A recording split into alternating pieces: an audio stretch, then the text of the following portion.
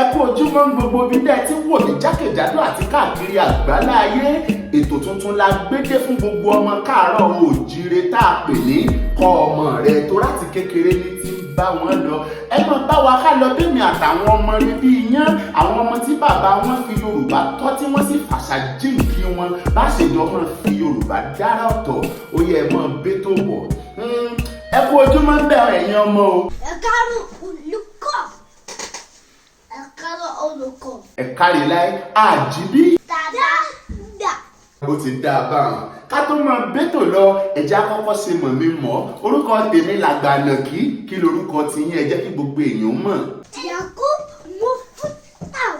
Adam Mufutawo Kamil. Ẹ kárí láé Yakubu Kamili àti Ádámù. Ẹjá máa bẹ́tò lọ àròjọ Músolókùn. Ká tó kọ́kọ́ bẹ̀rẹ̀ ètò, ẹ bá mi ka Ábídí. Abidi. Ẹ kárí láé ẹ fúnra yín látẹ̀wọ́. Ìwọ Yakub, ó yá fún wa ní àpẹẹrẹ ọ̀rọ̀ kan tó jẹyọ láti ara A. Ajá. Ó kárí láé. Kamil, ó yá fún wa ní àpẹẹrẹ kan tó jẹyọ láti ara B. Bàtà. Ó kárí mọ́dé, ó ti yá ìwọ Adam, ó yá fún wa ní àpẹẹrẹ ẹyọ kan péré tó jẹyọ láti ara D. Ẹ fúnra yín látẹ̀wọ́. Ẹ dàgbà, ó yá mo fẹ́ kẹ́ ẹ lo àwọn àpẹẹrẹ yẹn lọ́rọ̀ lẹ́yọ kọ̀ọ̀kan. Ọjọ́ ọba ti ẹrẹ àti ẹ̀kúta. Mo wọ bàtà lálùkọ̀tọ̀.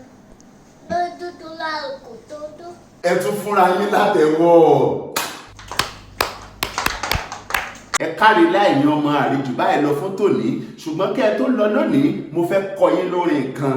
Ṣé ẹ ti ṣe tán? Ó ti yá. Ẹ sọ wípé ẹ̀yin ọmọdé mo fẹ́ kọ́ yín lẹ́kọ̀ọ́ kan. Kẹ́ bá nílé kẹ́ fọṣọ yín kẹ́ wẹ̀ kẹ́ tún ro.